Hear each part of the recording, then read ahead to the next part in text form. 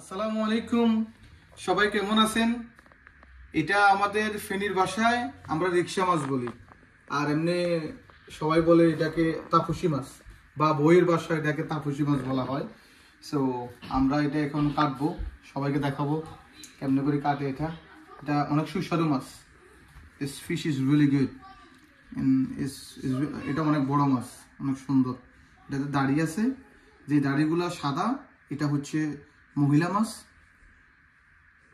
আর এটা দেখতেছেন এটা কালো, একটু কালোটা হচ্ছে পুরুষ মাছ, মেল অ্যান্ড ফিমেল। এটা হচ্ছে পুরুষ মাছ।